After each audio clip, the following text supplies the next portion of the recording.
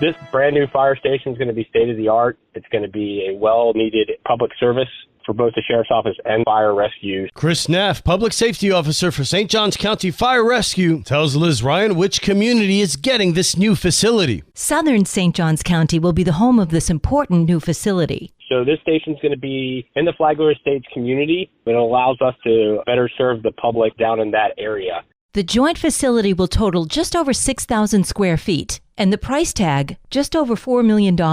And the funding is now in place. On February 4th, Board of County Commission meeting, the board unanimously approved funding. This new location will house 3 elements: a fire engine, a tanker truck, and then, of course, the Sheriff's Office substation.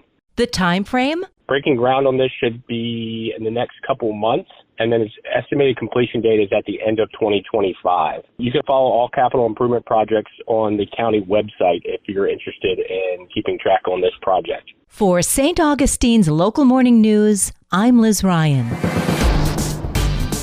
This local news is a service of your hometown Toyota dealer, Beaver Toyota, US 1 St. Augustine, here to wow you.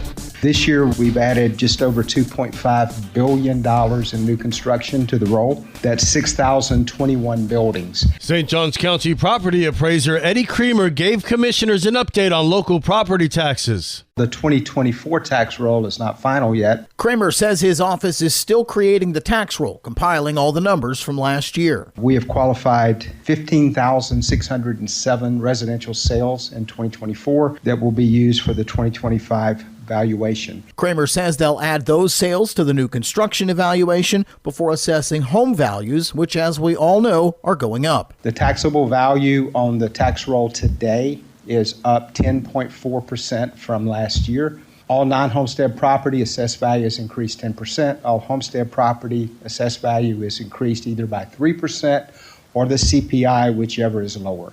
This year, the CPI came in at 2.9%, so homestead property assessed values were increased 2.9%, which has gotten us to the 10.4% increase in the taxable value. But Kramer says homeowners will get some relief. Last year, there was a constitutional amendment on the ballot that indexed the homestead exemption to the CPI. That went into effect this year, so the index to CPI is on the second $25,000 band of homestead exemption. So if you have homestead exemption, you will see an increase of $722, and that's the application of 2.9% to that increase. So for existing homestead exemptions, it is now $50,722, and for new homestead exemptions, it is $50,722.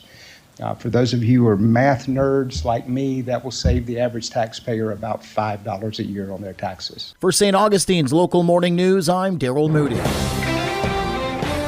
The legendary King's Head British Pub in St. Augustine has been sold. Sean and Ashley Hassan plan to remake it into a European-style pub with an expansive beer selection and more outdoor seating, and renovate the interior while honoring the history of the building and retaining the exterior's iconic face.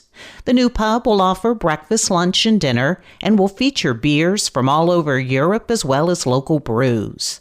Renovations are already underway, and the Hassans hope to open in a few months. In other news, the St. Augustine and St. Johns County Visitor Information Center is undergoing renovations. The main exhibition hall's original 1935 heart pine floors have reached the end of their service life and need to be replaced. The building will be closed today and tomorrow for treating and sealing the new flooring. Then there'll be the return of artifacts, display setup, and gift shop restoration, going on until February 14th. February 15th will resume the Visitor Information Center's normal operations. Meanwhile, the city of St. Augustine recently received a $3.6 million grant from the Florida Department of State Division of Historical Resources for renovations and repairs to several city buildings listed on the U.S. National Register of Historic Places, which includes the Visitor Information Center. For St. Augustine's Local Morning News, I'm Karen Johnson. And now you're up to date with St. Augustine's Local Morning News. I'm Rich Carroll.